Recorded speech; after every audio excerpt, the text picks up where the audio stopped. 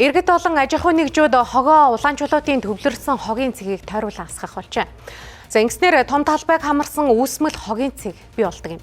За үүнийг цэвэрлэхэд жилдээ 300-аас 400 орчим сая төгрөг зарцуулж байгаа юм. За энэ талаарх мэдээллийг үзүүлье.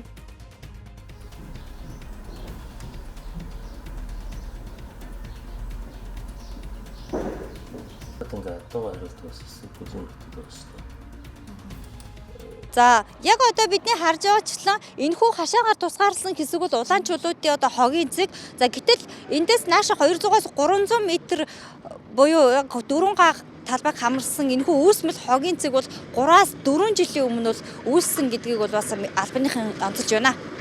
Шүн үрж ирээд ингээ асгачдаг. За одоо манай энэ байрал болохоор 41 40 гээд 26 манай хороо ингээ 3 уулзар бүс угаадаг тийм.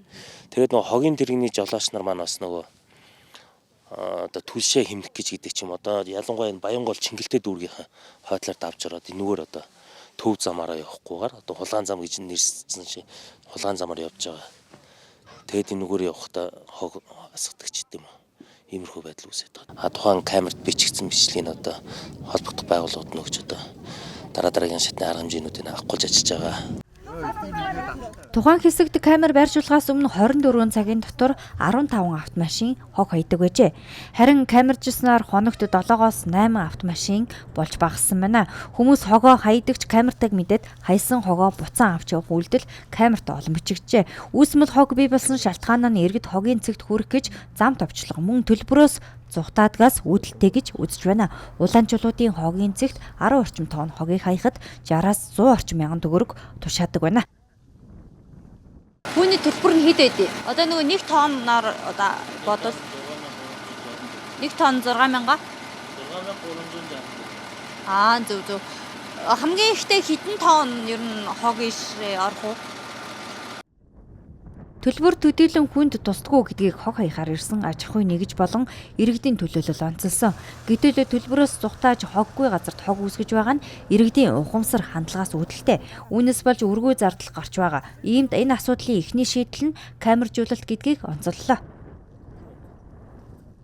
За ер нь бол эргэл татвар одоо та бидний төлдөг татвар тийм ээ. Магадгүй тухайн хогийг хайж байгаа иргэний өөрийнх нь татвар төлсөн мөнгө л эргээд энд одоо үр ашиггүй зардал гарч штэ. Жишээ нь одоо энэ олон машинууд бүгдээрээ л одоо татварын мөнгөөр одоо бий болж энэ хогийг цэвэрлж байгаа. Энэ олон ажилчид бүгдээрээ л хийж байна. Гэтэл нэг иргэний хайсан хог эргээд бидний татварын мөнгнөөс хумсалж ийн гэсэн үг. За энэ хог нь зарцуулахгүйгээр тухайн мөнгийг хүүхдүүдийн эрүүл мэнд гэдэг ч юм уу сургууль боловсруулж гэдэг юм уу тиймэрхүү зүйл бас зарцуулж бас болох байтал зүгээр бид нэг хүний буруутай үйл ажиллагаанаас болоод бид нар татварын мөнгийг үр ашиггүй зарцуулж байна л гэсэн үг. Энийг одоо бүрэн торлуулад бүгдийн ногоон байгууламж болгох ийм үүрэг даалгавар өгсөн байгаа. Сая өнгөрсөн хагас өдөр 2000 мод тарьсан. Хийгээл эргээд харахад ийм байдаг болохоор бас урамгүй байдгаа. Цаашид энэхүү үүсмэл хог үүссэн газрыг хашаалж моджуулах ажлыг өргөжүүлэхээр төлөвлөжээ.